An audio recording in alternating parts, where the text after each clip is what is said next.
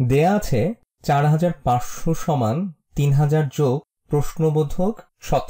বাম পক্ষেরটা আগে লিখছি। এখানে আমি 4500-কে 1000 আর শতকে ভাগ করে লিখছি।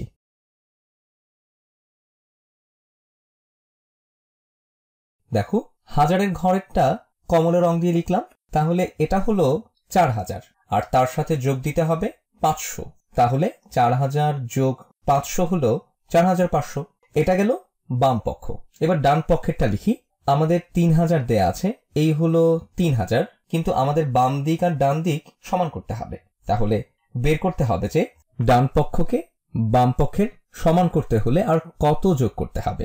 বাম পক্ষে আছে 4000, কিন্তু ডানে আছে 3000, মানে আরো 1000 ডান দিকে যোগ করতে হবে। এই লিখলাম যোগ 1000। তাহলে ডান দিকে এখন কত হলো? 4000, তাই তো? কিন্তু এখনো আমাদের বাম দিকে 500 কম আছে, তাহলে আমাদের ডান দিকে যোগ করতে হবে আরো 500। এখন আমরা যে উত্তরটা পেলাম সেটা বাম দিকের মতো করে লিখতে হবে।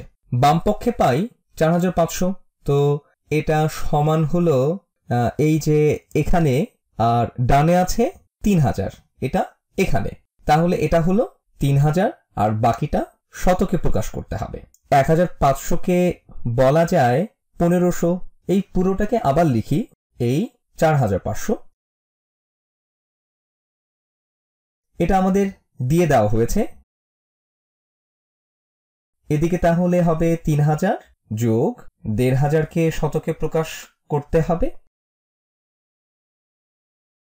তাহলে এটা হলো 1500।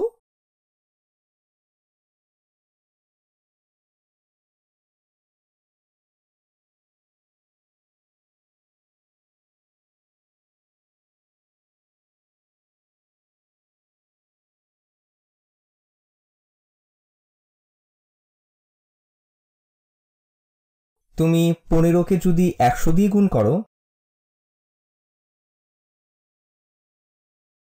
তাহলে পাচ্ছ 1500। তাহলে এটাকে 1500 বলা যায়, সুতরাং যোগ 1500। তাহলে এই প্রশ্নবোধকের জায়গায় হবে 15।